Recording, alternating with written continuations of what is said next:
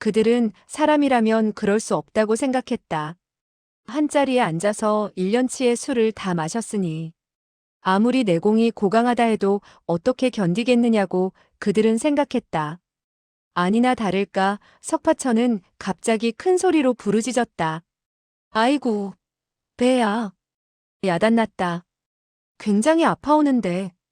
그는 배를 얼싸안고 허리를 구부렸다. 뚱뚱이와 홀쭉이는 서로 쳐다보고 의미심장하게 웃었다. 뚱뚱이는 천연덕스럽게 웃으며 입을 열었다.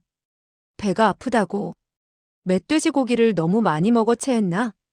석파천은 고개를 가로저었다. 그게 아니외다. 아이고 야단났다. 그는 벌떡 일장이나 뛰어올랐다. 뚱뚱이와 홀쭉이도 동시에 몸을 일으켰다. 석파천이 죽기 직전에 사력을 다한 일격을 가해올 것이라고 판단한 것이다. 한데 뜻밖에도 석파천은 휙하니 한 그루 커다란 나무를 향해 일장을 후려치며 부르짖었다. 아이고, 배가 아파 죽겠다.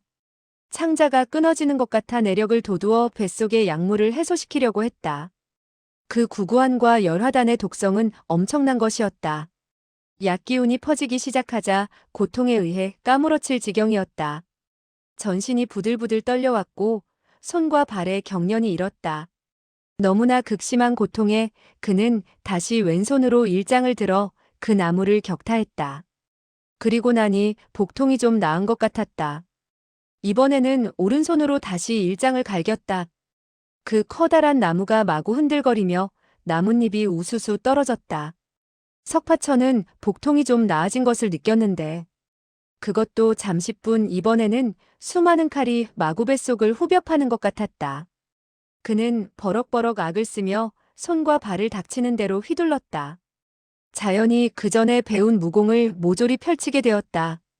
제대로 배우지도 못한 데다가 지금 창자가 찢어지는 듯한 아픔에 초식이고 뭐고 따질 겨를이 있을 턱이 없었다. 그저 후려치고 때리고 지랄 발광하듯 손발을 마구 휘저은 것이다.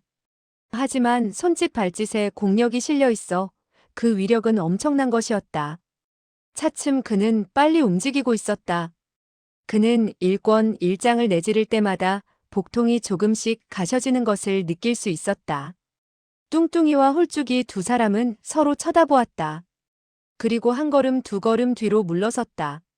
자기들이 갖고 다니던 술에 중독이 되어 죽게 되었을 때 공력이 흩어지는데 그때의 그 고통이 이루 말할 수 없을 정도라서 누구나 미친 호랑이처럼 날뛰다가 자연히 죽을 힘을 다하여 옆에 사람에게 덤벼들게 마련이라는 것쯤은 그들이 이미 잘 알고 있는 사실이었다. 석파천같이 공력이 심우한 고수가 죽을 힘을 다해 덤벼든다면 자기들이 무슨 수로 감당하겠는가 하는 것이 그들의 생각이었다. 이때 석파천이 펼치는 무공이 어떻게 보면 설산파 무공 같고 어떻게 보면 정씨 집안의 무공 같기도 해서 아리송하게 느껴졌다. 그들의 무공으로는 석파천의 그와 같은 초식은 전혀 눈에도 차지 않는 것이었다. 그러나 그의 손과 발에 실린 기운이 엄청난 것은 인정하지 않을 수 없었다. 그들은 서로 미소를 교환했다. 석파천의 내력이 심오하기는 하나 무공은 보잘것없다는 사실을 새삼 깨닫게 된 것이다. 구구한과 열화단의 독에 죽지 않는다 하더라도 자기네 적수가 될 수 없다는 것과 조금 전에는 너무 과대평가했다는 것을 알게 되었다. 이제는 자기네들이 쓴 구구한과 열화단 그리고 술이 아까울 지경이었다. 원래 음양이 상반된 맹렬한 약기운이 한데 모임으로써 중화작용을 일으킨 것이다. 석파천이 연마한 주된 무공은 나한복마공이었다. 만약 그가 한 가지 약주만 마셨다면 그와 같은 극독에 아무리 내공이 뛰어나다 하더라도 목숨을 잃고 말았을 것이다. 그와 같은 사실을 모르는 뚱뚱이와 홀쭉이가 동시에 두 가지 약을 쓴 것이고 그 결과 두 가지 약은 서로 융합하게 되었던 것이다. 일찍이 현철령의 주인인 사형객이 그와 같은 방법으로 그를 죽이려고 했던 관계로 석파천은 그에 대항하는 능력이 길러지게 되었다는 사실을 그들은 알 길이 없었다.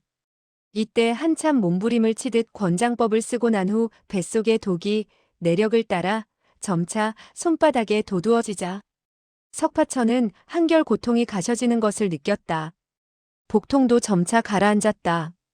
이윽고 뱃속의 독기운이 모조리 빠져나가게 되자 복통은 완전히 가라앉았다.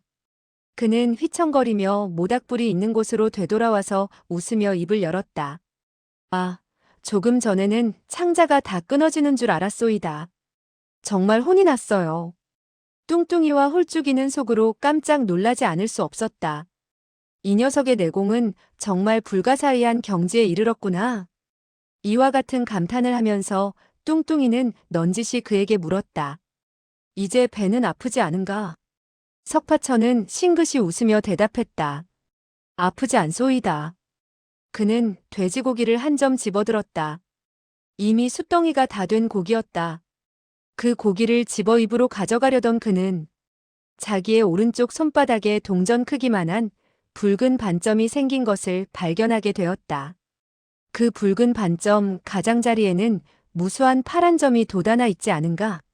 석파천은 그만 탄성을 발했다. 이게 뭐지? 왼손을 보니 왼손도 마찬가지가 아닌가.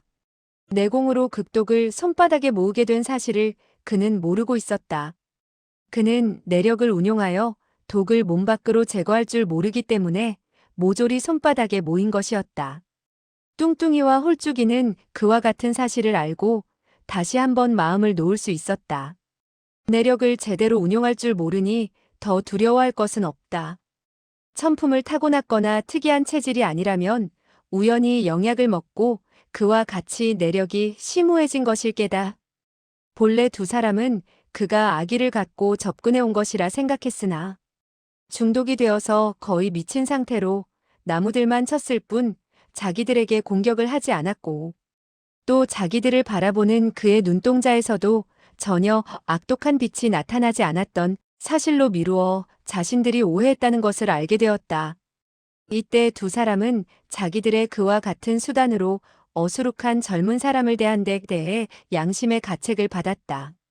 석파천은 손바닥을 한번 무릎하게 쓱 문지르고는 멧돼지 고기를 뜯으며 입을 열었다.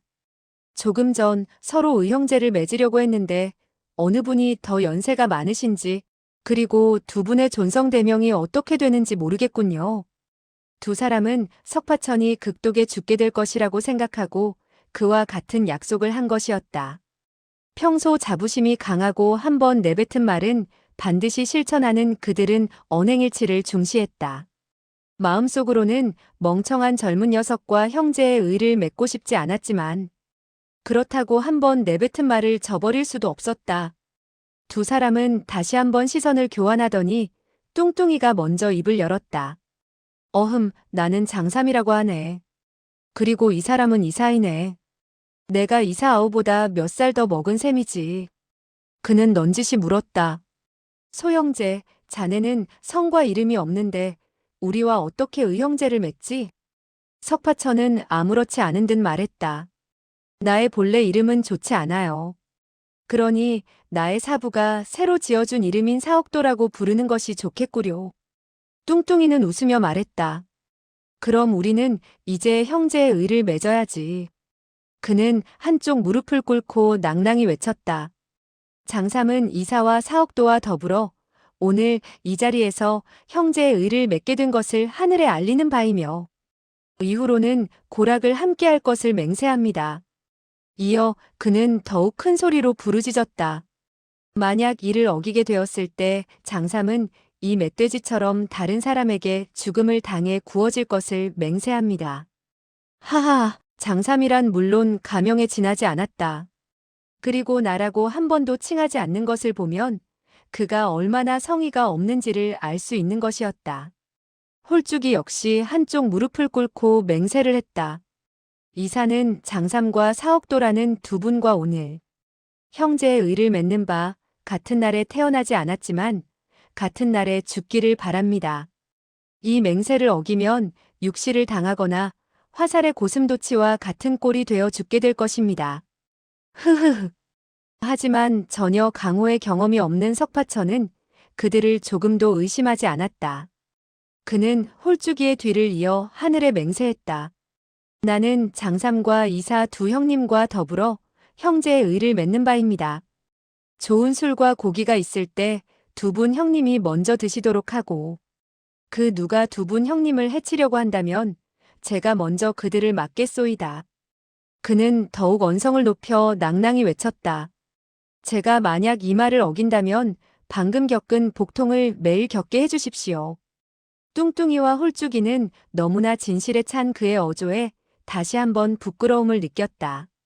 그들은 곧 몸을 일으키더니 뚱뚱이가 입을 열었다. 셋째, 우리 두 사람은 볼 일이 있어 먼저 가봐야겠네. 여기서 그만 헤어져야 하겠구먼. 석파천은 어리둥절하여 물었다. 방금 두 분 형님은 고락을 같이 하자고 하지 않았소이까? 나도 할 일이 없으니 같이 가겠소이다. 뚱보 장삼은 웃으며 입을 열었다. 하하, 우리는 손님을 접대하려는 것일세. 같이 가보았자 아무 재미도 없네. 그러니 자네는 가지 말게나. 그는 걸음을 옮겨 놓았다. 홀쭉이 이사 역시 장삼의 뒤를 급히 따랐다. 석파천은 여지껏 친구라고 가져본 적이 없었다. 오늘 이렇게 두 분 형님을 모시게 되었으니 기쁜 그 마음은 형언할 수 없을 정도였다. 그들이 떠나가는 것을 보자 여간 섭섭하지 않아 그들의 뒤를 따르며 말했다. 그렇다면 저만큼 두 분 형님을 바래다 드리지요. 조금이라도 같이 있게. 이어 그는 한숨을 쉬며 다시 말을 이었다. 언제 다시 만나 조금 전처럼 술을 마시고 고기를 먹게 될지 모르겠구려. 홀쭉이 이사는 음침한 얼굴로 그를 거들떠보지도 않았다. 뚱보 장삼은 시큰둥한 어조로 말했다. 아우, 자네 사부가 자네에게 사억도라는 이름을 지어주었다며. 그럼 자네 사부가 그 이름을 지어주기 전에는 어떤 이름을 지니고 있었지? 우리가 이미 금난지교를 맺었으니 우리 두 형님에게 속일 필요는 없지 않은가? 석파천은 해벌쭉 웃으며 말했다. 형님들을 속이려는 게 아니고 그 이름은 정말 듣기가 거북합니다. 저의 어머님은 저를 계잡종이라고 불렀습니다. 장삼은 하하 웃으며 말했다. 으하하. 계잡종, 계잡종이라. 그 이름은 정말 너무너무 웃기는구나.